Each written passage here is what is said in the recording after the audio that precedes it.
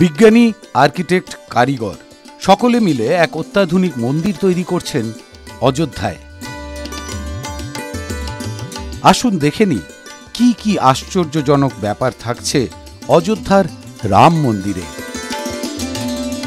মন্দিরের উচ্চতা 161 foot, 120 foot গভীর মাটির ভিত। মন্দিরের ওজন রক্ষায় হাতি ও ঘোড়া। মন্দির ভূমিকম্প প্রতিরোধী। কাঠামোর নকশা 1.5 মিটার পুরু।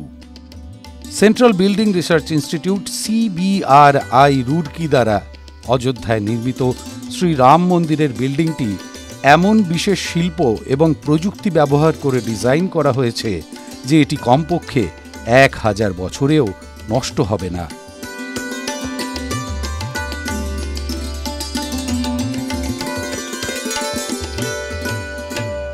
পুরনো ভবনের রিয়েল টাইম স্বাস্থ্য পর্যবেক্ষণের জন্য ফাউন্ডেশন, কলাম এবং রিটেইনিং ওয়ালে সেন্সর স্থাপন করা হয়েছে। মন্দিরের বিশাল ভবনের বিশেষত্ব হল এর কোনো বার নেই। অনেক জায়গায় বড় কলামের সঙ্গে দুটি ছোট কলাম দেওয়া হয়েছে। কিভাবে তৈরি রাম মন্দির? চূড়ান্ত নকশার আগে কম্পিউটারে 50টি মডেল প্রস্তুত করা হয়। টানা 6 মাস সময় লেগেছিল। আরও চমকপ্রদ তথ্য রয়েছে এই রাম মন্দিরে। সেগুলো কি কি? রাম মন্দিরের বিশেষত্ব: রামলালাকে প্রদক্ষিণ করেই 5টি স্থান থেকে মন্দিরে প্রবেশ করা যায়। রাম মন্দিরে নেই কোনো রেবার লাগানো, এমনকি সিঁড়িতেও রেবার নেই। মন্দির জুড়ে স্তম্ভগুলি একটির উপরে একটি পাথরের ইন্টারলকিং সিস্টেমের সাহায্যে নির্মিত। ভবনের ওজনের ভারসাম্য রক্ষার জন্য বসানো হয়েছে হাতি ও ঘোড়া। মন্দির ভবনটিও শিল্পকর্মের এক অনন্য নিদর্শন হয়ে থাকবে।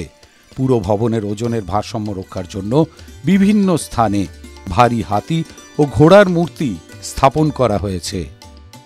রাম মন্দিরে আধুনিক প্রযুক্তি, রিয়েল টাইম সেন্সর থাকছে গিয়ার মেকানিজম, স্বয়ংক্রিয় সূর্য তিলক ব্যবস্থা। রাম নবমীতে বিশেষভাবে আয়নার দিক ঠিক করা হবে। কপালে তিলক লাগাবেন সূর্যদেব। TV9 Bangla digital.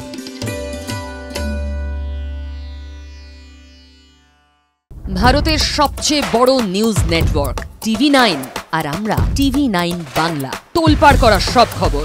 সবাই বলে কি হলো, আমরা বলি কেন হলো।